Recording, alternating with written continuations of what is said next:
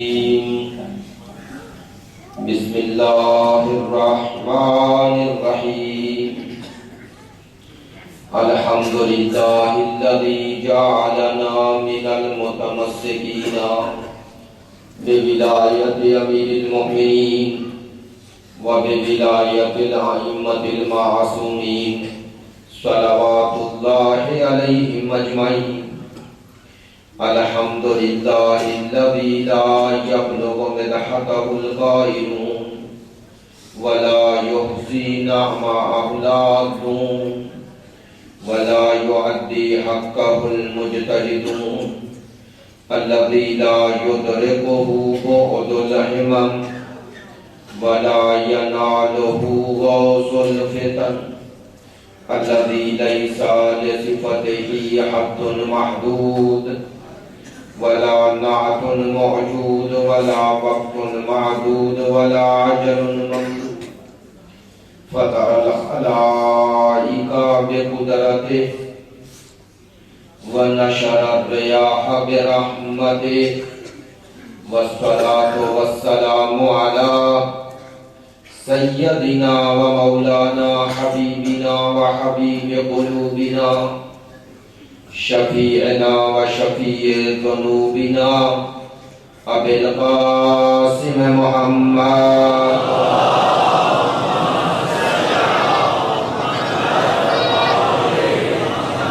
وآلہ الطیبین الطاہرین المعصومین المظلومین الذین اذهب اللہ عنہم الرجس وطہرہم تطہیرا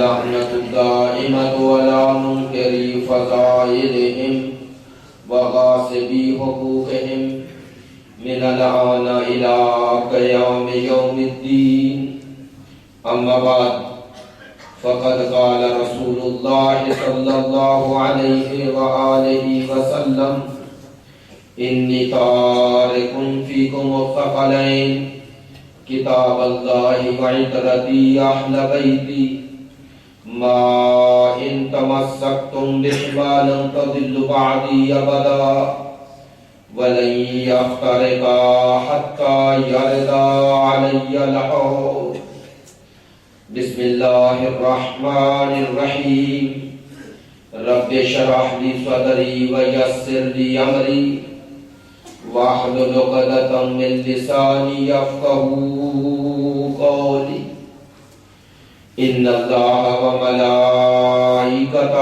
یصلون علی النبی یا ایہا الذین آمنوا صلوا علیہ وسلموا تسلیما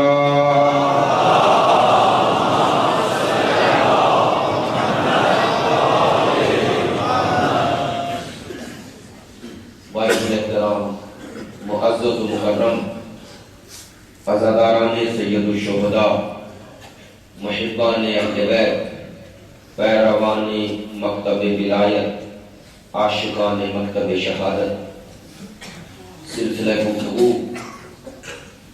قرآن اور اہل بیت سے تمسک حدیث ثقلین کی روشنی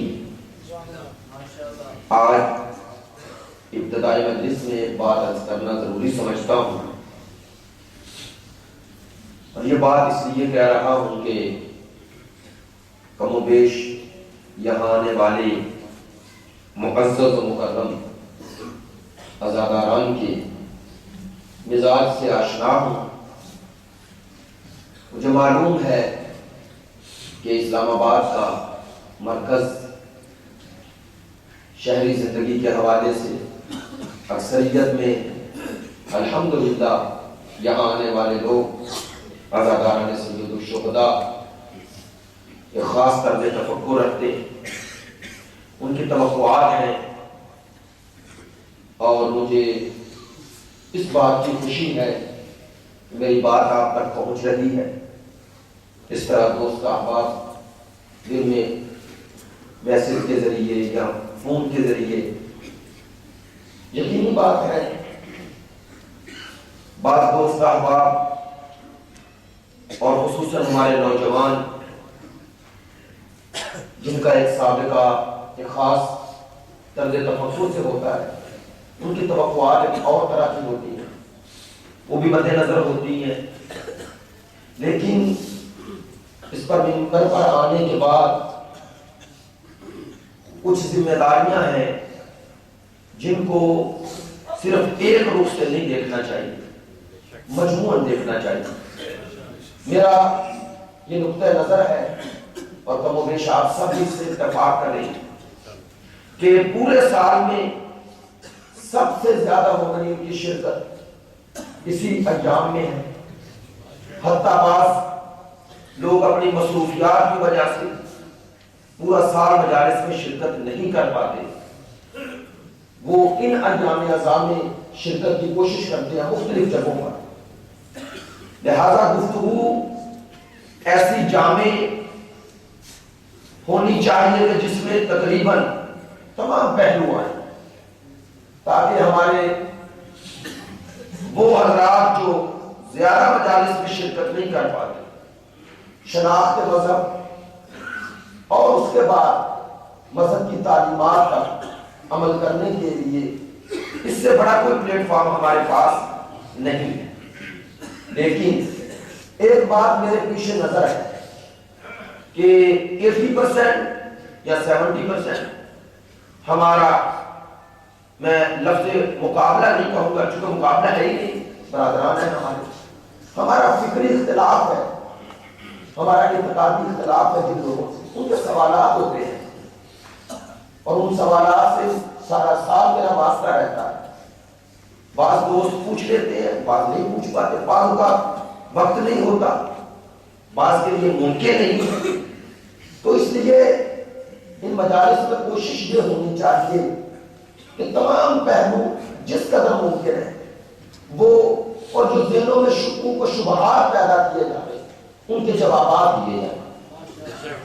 اس مجمع نظر کے تحت میں نے یہ گفتگو کا آغاز کیا ہے اور یہی مقصد ہے کہ ہم ممکن ہے کلامی حوالے سے، اجتماعی حوالے سے گفتگو کرتے رہیں، جبکہ ہمارے مکتب و مذہب کی وہ جو بنیادیں جو قرآن اور حدیث میں ہیں وہ ہم اپنے نوجوانوں تک اگر نہ پہنچائیں، وقت گزرنے کے ساتھ ساتھ شکوک و شبہات انسان کے اندر کمزوری ایمان کا سبب بنتا ہے۔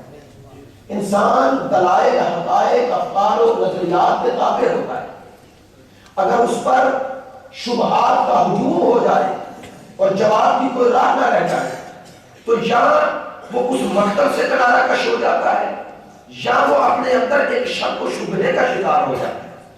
تو ان دونوں حالتوں سے نکالنے کا سب سے بڑا ذریعہ ایام اعزام ہے۔ اس بات میں کرنے کا کوئی یہ مقصد نہیں کہ مجھے کسی نے کچھ کہا ہے، میں خود اپنے طور پر یہ بات آپ تک پہنچا رہا ہوں۔ مجھے تمام پہلوؤں کا احساس ہے، انشاءاللہ وہ بھی آئیں گے پہلو، تعلیمات اہل بیت اور جو ہماری ذمہ داریاں ہیں اس حدیث کے ذمہ میں وہ بھی آئیں گی۔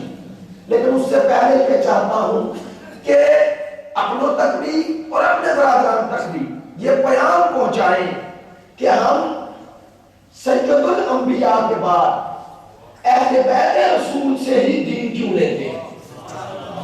یہ آیا رسول کا خاندان ہے اس لیے؟ آیا سرکار دو عالم کی اولاد ہے اس لیے؟ نہیں۔ اگر یہ ہمارے پیچھے نظر ہوتا تو ہر سید سے لیتے، ہم ہر سید سے دین نہیں لیتے۔ ہاں، نسل کے اعتبار سے اگر اس کا حسب اس قابل ہے کہ نسل کی تائید کر رہا ہے تو اس کی احترام تو کریں گے، لیکن اس کو واجب الاطاعت اس معنی میں نہیں سمجھتے۔ تو ہمارا سید الانبیاء کے بعد اہل بیت رسول سے دین لینے کا جو دلیل ہے وہ ہماری ذات نہیں، ہمیں سرکار دو عالم نے اگر ان کی اتباع کا حکم نہ دیا ہوتا نہ مانتے۔ آخر کیا وجہ ہے کہ امت دوسرے سلسلے کے پیچھے گئی، ہم اہل بیت کے پیچھے گئے؟ ہمیں دوسروں سے غرض نہیں، وہ جس کے پیچھے جانا چاہے چلے جائیں، لیکن ہم یہ بتانے کا حق رکھتے ہیں اور اپنا فرض سمجھتے ہیں، تاکہ اگر کوئی حر بننے کی صلاحیت رکھتا ہے تو وہ اس قافلہ حسینی میں شامل ہو جائے۔ ہمارا مقصد یہ ہے کہ ہم اپنے نوجوان بھائیوں کو یہ بتائیں کہ سرکار دو عالم کے بعد اس سلسلے کو ہم نے کیوں مانا اور اس سلسلے کو ماننے کا ہمارا مقصد کیا ہے۔ ایک لفظ میں کہوں، ہمارا مقصد اتباع رسول ہے۔ اگر سرکار دو عالم یہ راہ نہ دکھاتے، ان کی اتباع کا حکم نہ دیتے، ہم نہ بنتے، تو اصل میں یہ اہل بیت کی اتباع نہیں، یہ رسول کی اتباع ہے۔ جیسے اصل میں سرکار دو عالم کی اتباع ان کی نہیں ہے، خدا کی اطاعت ہے۔ تو یہ واسطے کے ذریعے خدا تک پہنچنے کی راہ ہے۔ اب یہ الگ بات ہے، کچھ لوگوں کے پاس جو راہ ہے وہ راہ میں کوئی معصوم نہیں، ان کی عصمت کا جو دائرہ ہے وہ رک جاتا ہے صرف 23 سالوں میں، اور آپ کی عصمت کا دائرہ محیط ہے 255 سال میں۔ ہمارے پاس یہ امتیاز ہے، یہ فخر ہے، ہم نے دین رسول کا اور اس سلسلہ عصمت کا جو تسلسل ہے آپ کے پاس، اس کے فوائد آپ کو کیا ہوئے، انشاءاللہ یہ بھی عرض ہوگا۔ تو یہ ابتدائی طور پر عرض کر دینا ضروری تھا تاکہ آپ کے ذہن میں یہ بات رہے جب گفتگو سلسلہ آگے بڑھے۔ حدیث ثقلین گزشتہ 3 دنوں سے ذکر ہو رہا ہے کہ حدیث ثقلین میں منصب رسول بیان ہوا ہے، منصب اہل بیت بیان ہوا ہے۔ منصب اہل بیت ہدایت امت ہے، ہدایت امت ہے، یعنی ہدایت الہیہ کے تسلسل کا نام امامت ہے۔ ایک جملہ کہوں، اگر اللہ کا بخشا ہوا نظام ہدایت نبوت اور رسالت کے بعد تسلسل پالے تو اسے امامت کہتے ہیں۔ اس تسلسل ہدایت کا نام امامت ہے، اور اہل بیت میں یہی سلسلہ ہدایت اللہ نے جاری رکھا۔ اس کے لیے کل غدیر کا ذکر بھی ضمن آ گیا۔ میں نے عرض کیا کہ یہاں منصب اہل بیت کا چونکہ تذکرہ ہے، لہذا سرکار دو عالم نے جہاں پر من کن تو مولا کہہ کے ولایت مولا کائنات کا اعلان کیا، وہیں پر حدیث ثقلین بیان کر کے منصب اہل بیت کا اعلان کیا۔ اب تھوڑے سے بات ممکن ہے پہلے کہہ چکا ہوں، یاد نہیں آ رہا، لیکن بات کو آپ تک پہنچانا اس لیے یہ بات کہہ رہا ہوں، انشاءاللہ آپ تک پہنچ جائے گی۔ دیکھیں، غدیر میں 2 چیزوں کا اعلان ہوا ہے، ایک ولی کا، ایک ولایت کا۔ ایک ہے نبی، ایک ہے نبوت، ایک ہے رسول، ایک ہے رسالت، ایک ہے امام، ایک ہے امامت، ایک ہے ولی، ایک ہے ولایت۔ نبی 1,24,000 ہے، نبوتیں نہیں۔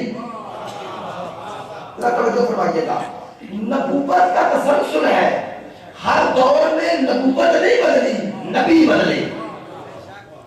1,24,000 نبوتیں نہیں، ہاں مراتب میں فرق ہے۔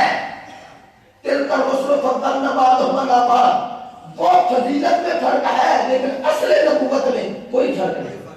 نبوت کا تسلسل ہے، لیکن یہ قانون اور مصلحت پروردگار ہے، حکمت پروردگار ہے کہ نبی کے وجود کا تسلسل نہیں، نبوت کا تسلسل ہے۔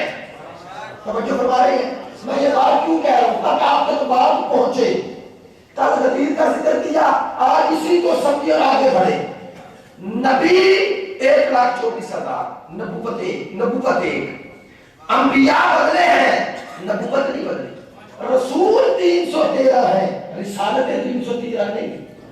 اسی طرح ایک ہے امامت اور ایک ہے امام، امام 12 ہے، امامت 12 نہیں۔ اسی طرح غدیر میں ایک ولایت ہے، ایک ولی ہے۔ رسالت پاک نے غدیر میں ولایت بھی دی، ولی بھی دیا، اور بتایا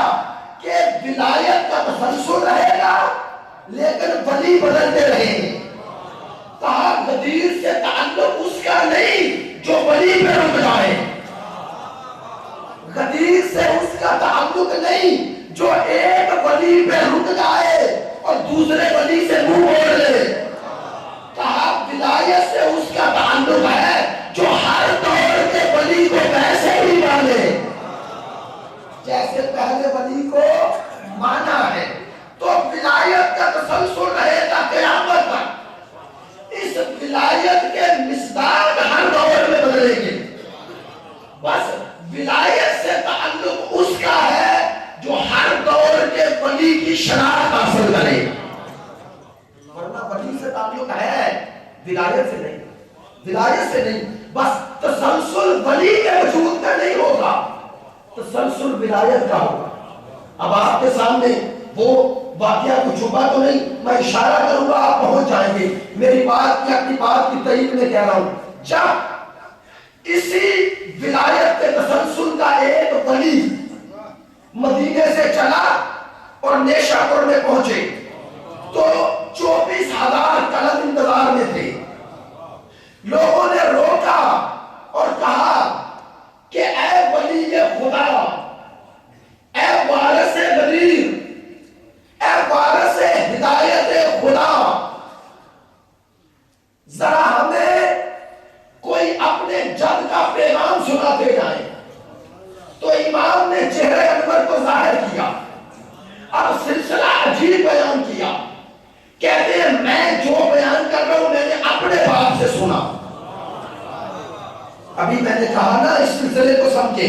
کون سا سلسلہ ہے آپ کے پاس؟ کہا میں نے اپنے باپ سے سنا, انہوں نے اپنے باپ سے سنا, انہوں نے اپنے باپ سے سنا, انہوں نے اپنے باپ سے سنا, انہوں نے حسن سے سنا, انہوں نے علی سے سنا, علی نے رسول سے سنا اور رسول نے خدا سے سنا. کیا فرماتے ہیں میں جو کہہ رہا ہوں باپ سے لیا, انہوں نے ان سے, انہوں نے ان سے. یعنی آٹھویں امام سے لے کر سرکار تک, سرکار سے لے کے جبرائیل, جبرائیل سے خدا. یہ سلسلہ بیان کرنے کے بعد کیا فرماتے ہیں؟ فرماتے ہیں سنو یہ میرا فرمان نہیں, حتیٰ میرے جد کا بھی فرمان نہیں, یہ فرمان خدا ہے. بتایا کہ اللہ کا سلسلہ ٹوٹا نہیں ہے. امام نے بتایا کہ دنیا میں رسول تک پہنچنے والے سلسلے بہت ہیں, لیکن وہ سلسلہ جو رسول سے خدا تک پہنچائے وہ صرف ہمارے پاس ہے. فرماتے ہیں سنو فرمان خدا کیا ہے؟ کلمۃ لا الہ الا اللہ حسنی فمن دخل حسنی امن من عذابی. فرماتے ہیں خدا کہتا ہے یہ کلمہ لا الہ الا اللہ یہ میرا قلعہ ہے, جو اس قلعے میں, اس حصار میں داخل ہو گیا امن من عذابی, اللہ کہتا ہے وہ میرے عذاب سے بچ گیا. توجہ فرمائیں گے. میں بتا رہا ہوں کہ ولایت اور ولی, ان میں اگر اپنے دور کے ولی کو نہیں مانا تو ولایت سے رشتہ ٹوٹ جائے گا. اس تسلسل کو ماننا ہے. کہتے ہیں فرمان خدا ہے جو کلمہ توحید, کلمہ توحید میں داخل ہو گیا اللہ کہتا ہے میرے عذاب سے بچ گیا. یہ کہہ کے امام آگے بڑھے. کہتے ہیں چند قدم چلے تھے پھر رکے. پہلے لوگوں نے روکا تھا, اب خود رکے. چونکہ ہادی امت ہے نا, امام نے چہرے انور کو ظاہر کیا. فرماتے ہیں لوگوں جو لکھی ہے نا حدیث قدسی, جو فرمان خدا لکھا ہے اس کے نیچے یہ بھی لکھو, ہاں یہ کلمہ توحید ہے. کلمہ توحید جو کلمہ توحید میں داخل ہو گیا عذاب الہی سے بچ گیا, لیکن کہتے ہیں بے شروطہا وَأَنَا مِن شُرُوطِهَا. اس کلمہ توحید میں داخل ہونے کا ایک ہی در ہے اور وہ در ولایت ہے. اور کہا آج اس کلمہ توحید میں داخل ہونے کا در میری ولایت کا اقرار ہے. میری ولایت کا اقرار ہے, میرے ولی خدا ہونے کا اقرار ہے. تو امام کا کہنا کہ میں شرط توحید ہوں یہ بتا رہا ہے کہ قیامت تک جو بھی توحید کے کلے میں آنا سے جا سکتا ہے. جس کے پاس ولایت نہیں اس کے پاس توحید نہیں, اور جس کے پاس توحید نہیں وہ اللہ کے عذاب سے بچ نہیں سکتا. ہاں امن میں وہ ہے جو قلعہ توحید میں آ جائے, قلعہ توحید میں وہ آئے گا جو ولایت کے راستے آئے. تو غدیر میں ایک نظام ہے, ایک صاحب نظام کا اعلان, ایک خود نظام کا اعلان. کہا ولایت نظام ہے, ولی اس نظام کا محافظ ہے. مولا کا نام لیا لیکن اہل بیت کا نام نہیں لیا, تاکہ قیامت تک ایک کا تعارف کروا دیا. اب جو بھی آئیں گے وہ اس میں یاد کے ہوں گے, جو بھی قیامت تک آئیں گے اس نظام کے محافظ کا اسی کا تسلسل جاری رکھنا.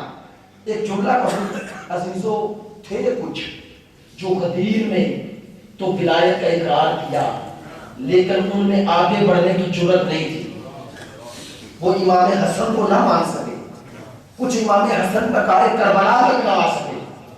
ہاں آج بھی ہو سکتا ہے کوئی نظام غدیر سے ٹوٹ جائے. آج بھی اگر پتہ کرنا ہے کہ اس نظام ولایت سے کون منسلک ہے تو جاننے کا طریقہ کیا ہے کہ آج کے ولی نے پردہ غیبت میں جاتے ہوئے ہمارا ہاتھ کن کے ہاتھ میں دیا ہے. میری بات کو سمجھنا, حوصلے سے توجہ سے سماعت فرما کے اس پہ غور کرنا. آج بھی اگر دیکھنا ہے نا کہ نظام ولایت سے مربوط کون ہے اور نظام ولایت سے کٹا کون ہے, تو دیکھو اس ولی کامل, اس وارث قدیر نے پردہ غیبت میں رہ کے اپنا کون سا نظام دیا ہے. اس نظام سے مربوط کون ہے, اس نظام کے مخالف کون ہے. آج بھی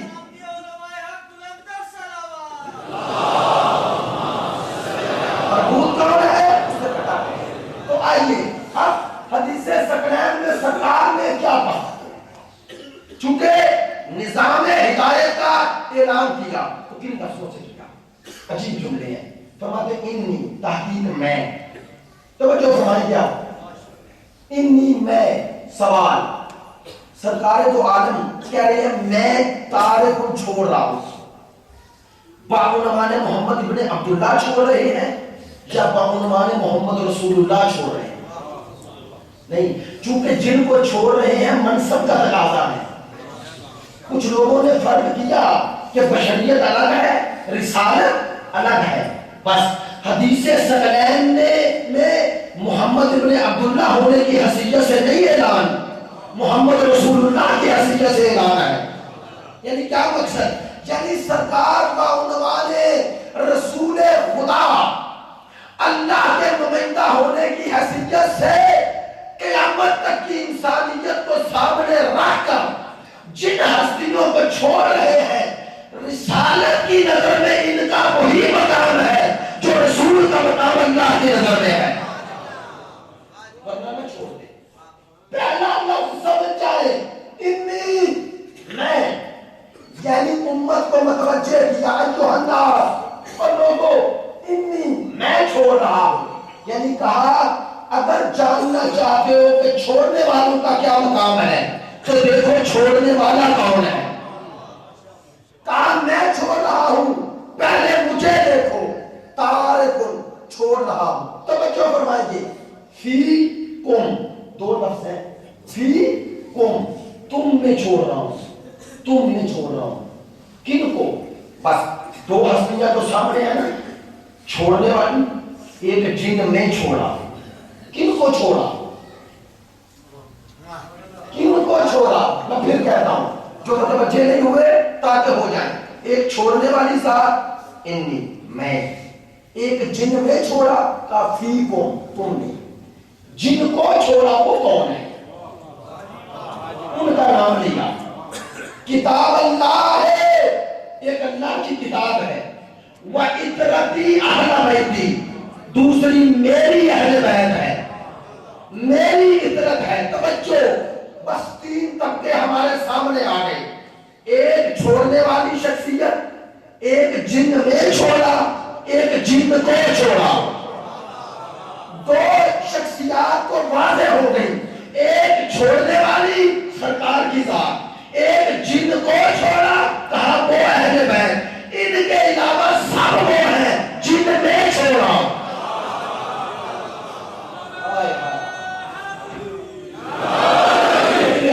بس میری بات پہنچ رہی ہے آپ تک، مجھے آپ کے چہروں سے محسوس ہو رہا ہے، دوبارہ دہراتا ہوں تاکہ بات صاف ہو جائے۔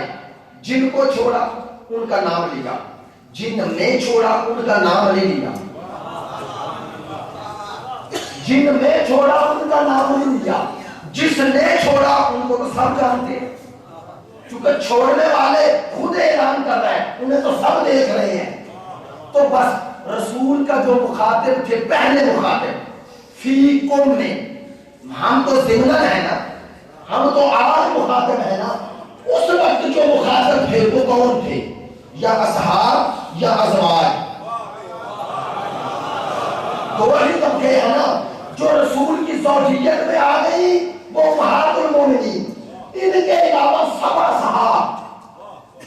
رسول کافروں میں نہیں چھوڑ رہے، مشرکوں میں نہیں چھوڑ رہے، رسول کا مخاطب غدیر میں سب حاجی ہیں، نمازی ہیں، صحابی ہیں۔ فرمایا ٹھیک کون؟ فرماتے مجھے دیکھ رہے ہو، میں چھوڑنے والا، مجھے الگ کرو، تم میں چھوڑ رہا ہوں، اب جن کو چھوڑ رہا ہوں اگر وہ تم سے الگ نہ ہوں تو تم میں چھوڑنے کا فائدہ کیا؟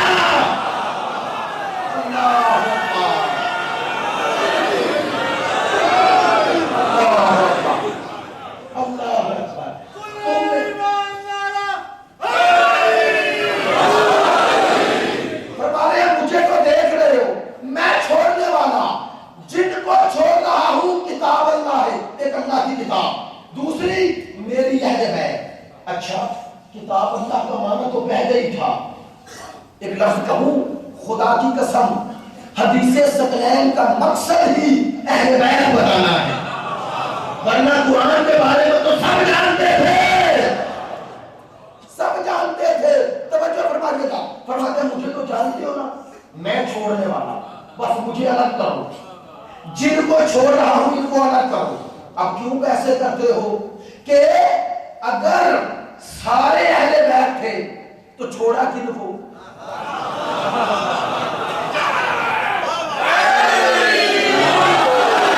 اگر سارے اہل بیت ہیں تو چھوڑا کن میں اور چھوڑا کن کو؟ میں اگر آپ کو کہوں مومنین میں آپ کو چھوڑ رہا ہوں، یہ جملہ ہی غلط ہے، یہ فصاحت سے گرا ہوا ہے۔ اور جس کے غلام کی فصاحت کا اور بلاغت کا اظہار نہج البلاغہ بنے، وہ رسول فصاحت سے گرا جملہ نہیں کہہ سکتے، رسول کبھی نہیں کہہ سکتے اے انسانوں میں انسانوں کو چھوڑ رہا ہوں۔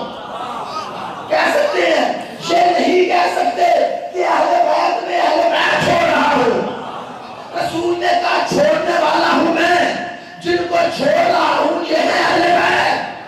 بس بتایا کہ جن میں چھوڑ رہا ہوں یہ اور ہیں، جن کو چھوڑ رہا ہوں یہ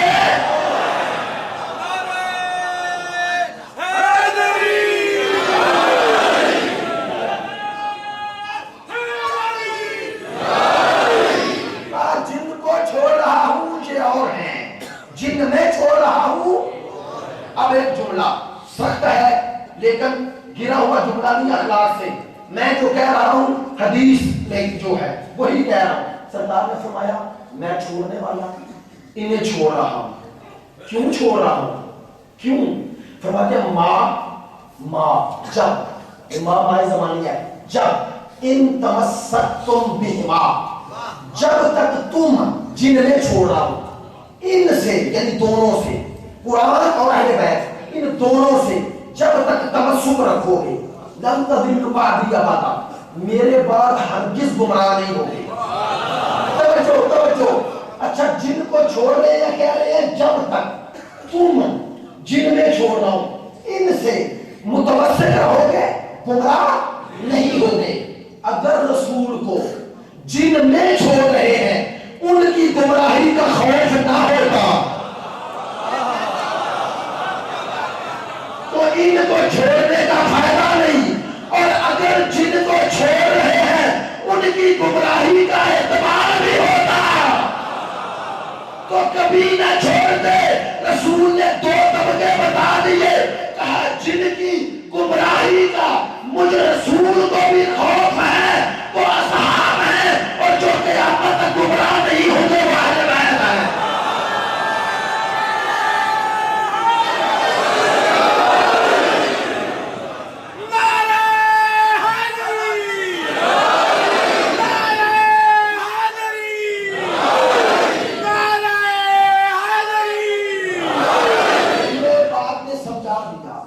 یہ ہے جن کو چھوڑ رہا ہوں اور یہ ہے جن میں چھوڑ رہا ہوں۔ نہیں، میں آسان کر دیتا ہوں۔ دیکھیں، آپ کو اس چھت پہ جانا ہے، مثال دے رہا ہوں، ایک رسی اگر لٹکا دی جائے، آپ کو کہا جائے اس رسی کے ذریعے اوپر چلے جاؤ۔ اگر اس رسی کے ٹوٹنے کا آپ کو اندیشہ ہو، خوف بھی ہو، آپ اس رسی کو پکڑیں گے؟ کہیں گے یہ تو خود ٹوٹ جائے گی،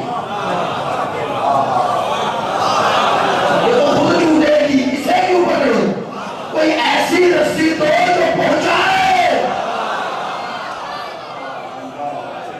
کوئی ایسی رسی دو جو پہنچائے۔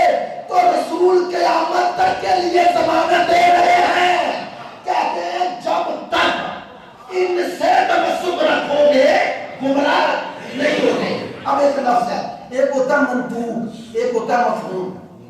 منطوق ہوتا ہے جس سے نطق کیا جاتا ہے، مفہوم ہوتا ہے جو اس کے مقابل ہوتا ہے، وہ آپ ذکر نہیں کرتے، وہ خود اس کے پیچھے اس کا مفہوم موجود ہوتا ہے۔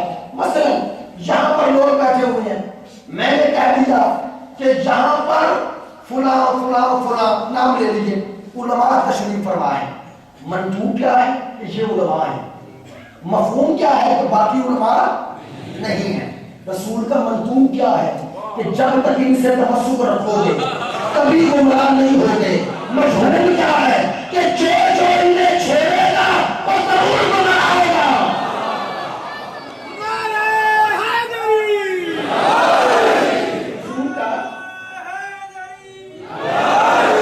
مفہوم یہ ہے جو انہیں چھوڑ دے گا وہ ضرور گمراہ ہوگا، اور جو ان سے تمسک رکھے گا وہ کبھی گمراہ نہیں ہوگا۔ توجہ فرمائیے گا، کیوں ضروری ہے ہم پہچانیں کہ اہل بیت میں کون شامل ہے کون نہیں؟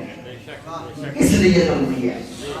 اگر رسول نے ان سے تمسک کا حکم نہ دیا ہوتا تو جسے جی چاہے شامل کر لیتے، لیکن جاننا ضروری ہے کہ جن سے تمسک کا حکم دیا وہ کون ہے، کیونکہ رسول نے لفظ اہل بیت بھی کہا، اس لیے جاننا ضروری ہے، اس لیے جاننا ضروری ہے تاکہ پتہ چلے۔ اب آج کی مجلس سمیت رہا ہوں اس جملے پر، کل اس کو سلسلے کو آگے لے کے چلوں گا اور اس پر وضاحت کروں گا۔ توجہ فرمائیں گے عزیزو، میں 3 دن سے حدیث بیان کر رہا ہوں، کتاب اللہ و اطراء اللہ بیتی۔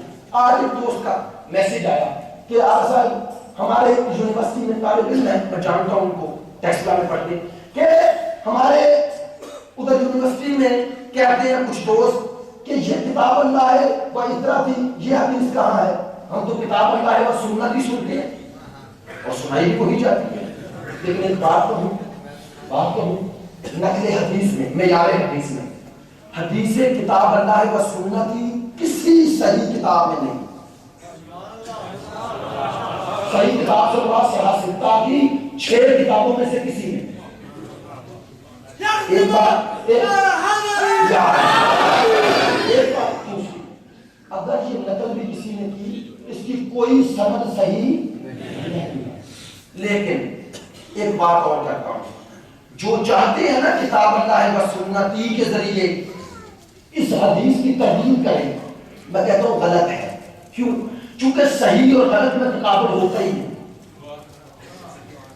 ایک حدیث ثابت ہے ایک ثابت ہی نہیں، ان میں تو تقابل ہے ہی نہیں، تعارض ہے ہی نہیں۔ تعارض وہاں ہوتا ہے جہاں دونوں صحیح ہوں، بھائی تقابل تو تب ہوتا ہے جب دونوں حدیثیں ایک معیار کی ہو۔ معیار کیا؟ ایک کا اس بات ہی نہیں، سند ہی ثابت نہیں اور ایک سے حاصلتا میں نہیں، صحیح میں آ گئی، صحیح مسلم میں آ گئی. توجہ فرمائیے گا. تو یہ تو معلومات ہیں اسی حوالے سے کہ کتاب اللہ و سنتی والی حدیث کس سے مرضی پوچھ لے، انہوں نے خود مانا کہ اس کی سند صحیح ثابت نہیں ہے. لیکن ایک بات اور کہہ رہا ہوں، چونکہ مسئلے کو ہم آگے لے کے چلتے ہیں. جو لوگ چاہتے ہیں نا کہ کتاب اللہ و سنتی کو کتاب اللہ و اطراتی کے مقابلے پہ لائے، غلط ہے. ہمارے علماء نے اس کا حل دیا. انہوں نے کہا جو مسجد ہے وہ بھی پیش کرنی ہے. کہتے ہیں ان کی غلط فہمی ہے، وہ سمجھ بیٹھے رسول نے 3 چیزیں چھوڑی ہیں، ایک کتاب، ایک اطرت، ایک سنت. کہتے ہیں نہیں، غلط ہے. انہوں نے لوگوں کو یہ بتانا چاہا کہ سنت الگ ہے، اہل بیت الگ ہے. نہیں، ہم کہتے ہیں سنت ہے ہی وہ جو اہل بیت کہیں.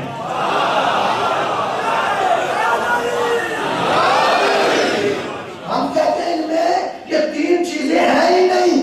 کتاب اللہ الگ، اب اطراتی اور سنتی یہ 2 چیزیں ہیں ہی نہیں. ہم سنت رسول اسے ہی مانیں گے جس کی تائید صادق آل محمد کرے.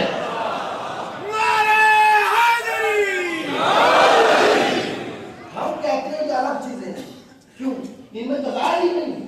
یہ 3 چیزیں نہیں، یہ 2 ہی ہیں. ہاں، لوگوں کو غلط فہمی جو ہو گئی، انہوں نے سمجھ لیا سنت الگ ہے، اہل بیت الگ ہے. حالانکہ سنت کہتے ہیں کسی نے جو رسول نے عمل انجام دیا. 3 کس میں ہے نا، تقریر رسول، فعل رسول اور قول رسول. ٹھیک ہے نا. فعل رسول جو سرکار نے کیا، ایسے ہے نا.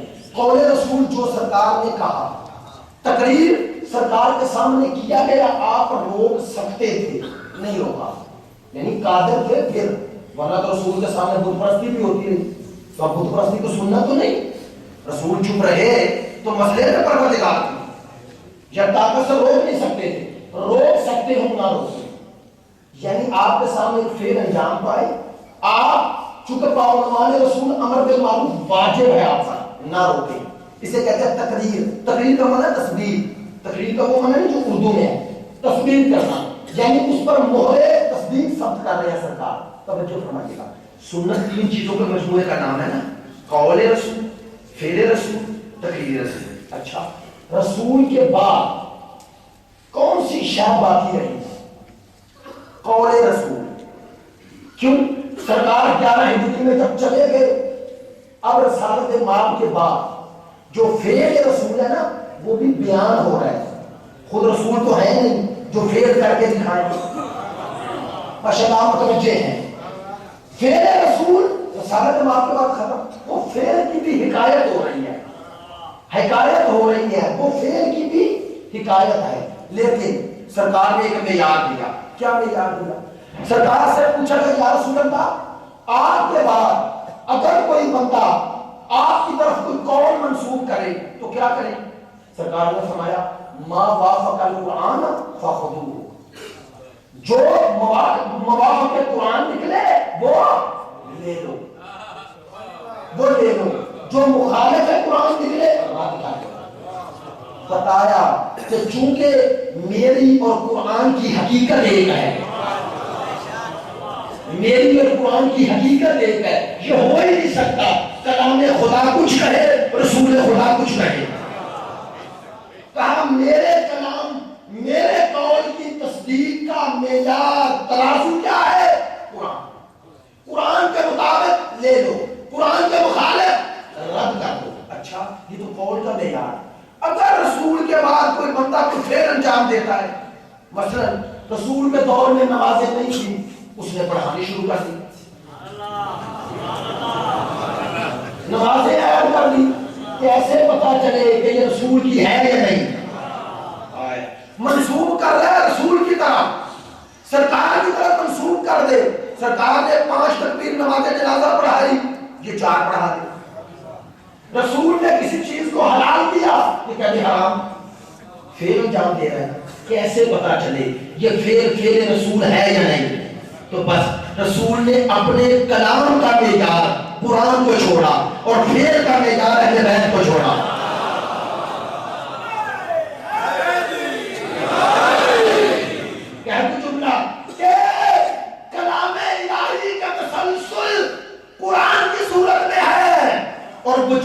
رسول کا تسلسل اہل بیت کی شکل میں ہے. ایک جملہ اور کہہ رہا ہوں اور گفتگو سمیٹ رہا ہوں. میرے دوستو، میرے بھائیوں، اہل بیت کی ضرورت سرکار کے بعد کیوں ہے؟ کیوں ہے؟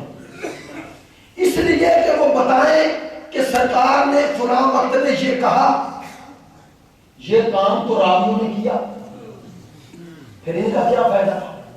جو کام عام راوی نے کر دیا، نعوذ باللہ، اگر وہی اہل بیت کریں تو فرق کیا؟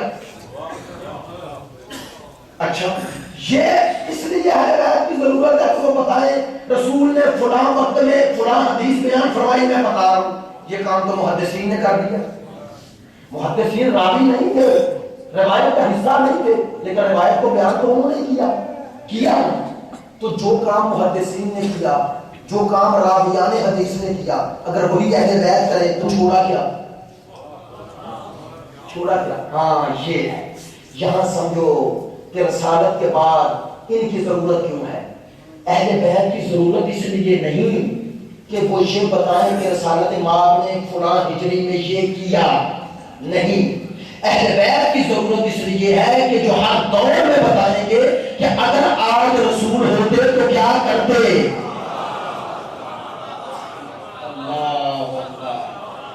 ہاں، اہل بیت کی ضرورت اس لیے ہے جو ہر دور میں بتائیں گے اگر آج رسول آ جائے تو وہی کریں گے جو میں کر رہا ہوں. نہیں، اب ایک جملہ کہہ رہا ہوں، جن تک پہنچ گیا وہ اس کی معنویت کو درک کریں گے. میں کہہ رہا ہوں جملہ، خدا کی قسم، اہل بیت وہ آئینے ہیں جن میں رسول کو قیامت تک دیکھتے رہو.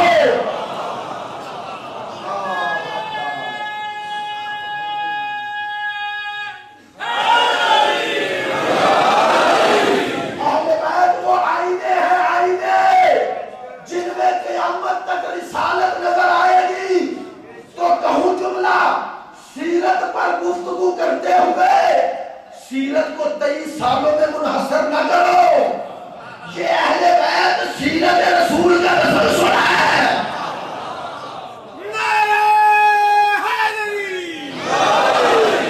سیرت رسول کا تسلسل ہے. اگر ابھی بھی کسی تک بات نہیں پہنچی تو یہ جملہ کوئی آپ کو سمجھانے کی ضرورت ہے. ہاں، اگر یہ رسالت کا تسلسل نہ ہوتے، اگر یہ آئینے نہ ہوتے جن میں رسول نظر آئے تو کبھی نہ کہتے علی و منی، تو انا میں نہ ہو، فاطمہ تو بطاعت منی، نہ کہتے الحسن منی، نہ کہتے الحسین منی وانا من حسین. بتایا کہ 10-11 ہجری تک، بتایا کہ 11 ہجری تک جو میں کر رہا ہوں اس کی تائید حسین کرے گا، اور 61 ہجری میں جو حسین کر رہا ہے اس کی تائید میں کر رہا ہوں. بتایا کہ 61 ہجری میں کہا اگر میں آ جاؤں تو یہی کروں گا جو حسین کر رہا ہے. جو حسین کر رہا ہے میں یہی کروں گا جو حسین کر رہا ہے. ہاں، یہ کربلا کے میدان میں یہ رسالت کا تسلسل ہے، یہ ہدایت کا تسلسل ہے، یہ سیرت رسول کا تسلسل ہے، یہ سیرت نبوی ہے. سیرت نبوی یہ کردار رسول ہے جو کربلا میں ہے. اسی لیے جو رسول کی روش وہی حسین کی روش، دونوں کی روش طریقہ کار دیے. انہوں نے پانی بند کیا اور حسین نے پانی دے دیا. نہیں، کوئی بستی کربلا میں آپ کو حسین کی طرف نظر نہیں آئے گا. دعوے سے کہہ رہا ہوں، اخلاق کے اعلیٰ ترین نمونے، اعلیٰ ترین نمونے، تاکہ دنیا کو اسی سیرت نبی کی طرف دوبارہ پلٹاؤں. چاہتے تو یہ تھے نا کہ دنیا پہچانے رسالت کہاں ہے، پیام رسالت کہاں ہے، اعلان رسالت کہاں ہے، کردار رسالت کہاں ہے، شریعت محمدی کہاں ہے، بتانا چاہتے ہیں. اسی لیے حسین نے کربلا میں ایسا گلدستہ ایسا گلدستہ تشکیل دیا جس میں ہر عمر اور ہر سن کا پھول تاکہ بتایا جائے باغ نبوت اور ہدایت نبوت کسی ایک عمر اور ایک سن و سال کے لیے نہیں، ہر عمر کے ہر انسان کے لیے، ہر صنف کے لیے ہے۔ اسی لیے کربلا میں زینب کو لے گیا، اسی لیے مخدرات عصمت کو لے گیا، تاکہ دنیا کو بتاؤں اسلام کامل دین ہے، اس میں جتنا حصہ مردوں کا ہے اتنا عورتوں کا ہے۔ بتانا چاہتے تھے کہ اگر پیام نبوت خطرے میں ہو تو جیسے 80 سال کے بوڑھے پر ذمہ داری ہے